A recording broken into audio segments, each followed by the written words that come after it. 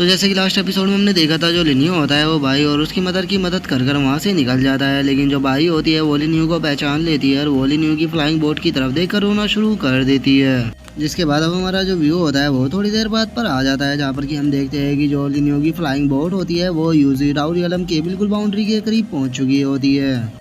जिसके बाद अब जो लिनियो का एक गार्ड होता है वो लिनियो के पास में आते हुए उसे बोलता है कि यंग मास्टर, हम यूजी डाउरियलम की बिल्कुल बाउंड्री पे आ चुके हैं, तो अब हमें क्या करना है। जो सुनकर लिनियो उसे बोलता है कि आगे बढ़ते रहो। जो सुनकर वो भी ठीक है बोल देता है। जिसके बाद अब हमारा जो व्यू होता है वो किसी दूसरे पैलेस पर आ जाता है, जहाँ पर कि हम देखते हैं कि वो एक ओल्ड मैन बैठा हुआ चेस खेल रहा होता है, जो कि कोई और नहीं होता बल्कि यूजी डाउरियलम का मास्टर होता है। जिसे कि पता लग चुका होता है कि जो लिनियो है वो उसके यूजी डाउरियलम में आ चुका है। अब वो अपने मन में सोचता है कि क्या वो बंदा खुद अरेस्ट होना चाहता है, जो कि वो मेरे यूजी डाउरियलम के अंदर आ गया है। वो पर्सन चाहे कितना भी तेज क्यों ना हो और वो इविल घोस्ट एम्परर के सेंस से भी बच सकता है, लेकिन वो मेरे सेंस से नहीं बच सकता। जैसे ही वो मेरे यूजू डाउरियलम के अंदर घुसा, मैंने उसके सेंस को महसूस कर लिया है। और इतना सोचकर अब जो यूजू डाउरियलम का मास्टर होता है वो अपने एक बंदे को बुलाकर उसे बोलता है कि एक बंदे का नाम लिनियो है और उसके साथ में 10 मास्टर भी है, तुम्हें उसे जाकर पकड़ना है और मेरे पास में लेकर आना है, लेकिन याद रखना वो जिंदा होना चाहिए। जो सुनकर अब जो वो बंदा होता है वो भी ठीक है मास्टर बोल देता है और हमें इस बंदे के बारे में बताया जाता है कि इसका नाम शी है और ये जो है जियो डाउरियलम मास्टर है उसका डिसाइपल है। जिसके बाद अब हमारा जो व्यू होता है वो लिनियो के ऊपर आ जाता है, जो कि यूजू डाउरियलम के अंदर आ चुका होता है। जिसके बाद अब जो 7 प्रिंसेस होती है वो शौक होते हुए लिनियो से बोलती है कि यंग मास्टर, आपको कैसे पता था कि यहाँ पर टेलीपोर्टेशन एरे है, जो कि हमें डायरेक्टली यूजू डाउरियलम के अंदर लेकर आ जाएगा। जो सुनकर जो लिनियो का एक गार्ड होता है वो भी शौक होते हुए लिनियो से बोलता है कि इस टेलीपोर्टेशन एरे की एनर्जी को मैं महसूस करके बता सकता हूँ कि ये कम से कम 20,000 साल पुराना था, तो फिर आपने इसके बारे में कैसे पता लगाया। जो सुनकर जो लिनियो होता है वो उन लोगों से बोलता है कि ये चीज़ अभी मायने नहीं रखती, क्योंकि जो यूजू डाउरियलम का टूरिस्ट मास्टर था उसने हमारे लिए यहाँ पर जाल बिछा के रखा था, तो उसे बचने के लिए हमने इस टेलीपोर्टेशन एरे का यूज किया है, इसीलिए वो जल्दी से हमारी लोकेशन का पता नहीं लगा पाएगा। और इतना बोलकर अब जो लिनियो होता है वो अपनी फ्लाइंग बोट को लेकर आगे बढ़ने लगता है और हम देखते हैं कि वे कुछ ही देर में जो ग्लास मून बिल्डिंग होती है उसके अंदर आ चुके होते हैं। जिसे देखकर जो 7 प्रिंसेस होती है वो शौक होते हुए लिनियो से पूछती है कि क्या यही ग्लास मून बिल्डिंग है। जो सुनकर लिनियो से बोलता है कि हाँ यही ग्लास मून बिल्डिंग है, क्या तुम यहाँ की बिल्डिंगों को नहीं देख सकती, ये बिल्कुल ग्लास की तरह ही है।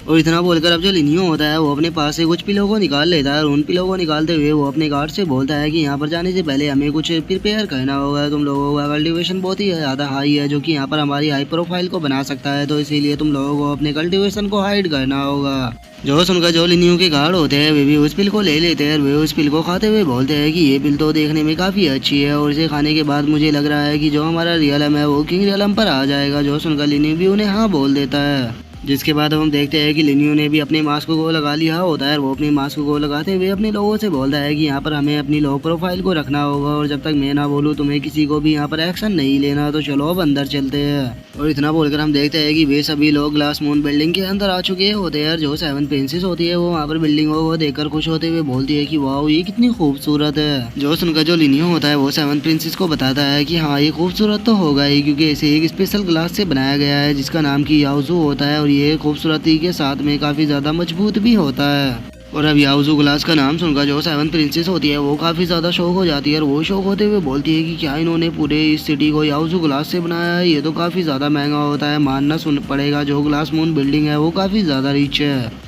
जिसके बाद अब हम वहाँ पर कुछ पर्सनों को देखते हैं जो कि आपस में बातें कर रहे होते हैं और उनमें से एक बंदा बोलता है कि क्या तुम्हें पता है कि इस बार का जो मून फ्लावर फेस्टिवल होने वाला है उसके फाइनल रिवॉर्ड में एक वुमेन को रखा है, जैसा आज तक भी नहीं हुआ। जो सुनकर जो दूसरा पर्सन होता है वो शौक होते हुए बोलता है कि क्या कहा एक वुमेन को, आखिर वो है कौन। जो सुनकर पहले वाला बताता है कि मैंने सुना है कि वो जो वुमेन है वो बहुत ही ज़्यादा खूबसूरत है और अगर उसकी पावर की बात करें तो उस वुमेन की पावर भी बहुत ही ज़्यादा है और ऐसा बता रहे हैं कि वो सेवरेज रियलम से बस एक स्टेप ही दूर है। और अब उन लोगों की बातों को सुनकर जो लिनियो होता है वो अपने मन में सोचता है कि अब मुझे यहाँ पर कुछ भी इन्वेस्टिगेट करने की ज़रूरत नहीं है, क्योंकि इन लोगों की बातों से मुझे पता लग गया है कि वो मीवांगी है। और लिनियो सोच रहा होता है, लेकिन तभी जो 7 प्रिंसेस होती है वो लिनियो के पास में आके उसको बताती है कि यंग मास्टर, मुझे मेरे फादर ने एक बार बताया था कि जो ग्लास मून बिल्डिंग की ओनर है वो बहुत ही ज़्यादा पावरफुल है और वो सुप्रीम रियलम पर पहुंच चुकी है। जो सुनकर लिनियो से बोलता है कि हाँ मैं इस बारे में जानता हूँ, तो चलो पहले यहाँ पर थोड़ी न्यूज को इकट्ठा करते हैं। और गाइस यहाँ पर हमें कुछ और आगे के कल्टीवेशनों के बारे में बताया गया है, इसीलिए मैं एक बार फिर से आप लोगों को कल्टीवेशनों के रियलमों के बारे में बता देता हूँ ताकि आप लोगों को कोई भी प्रॉब्लम ना हो।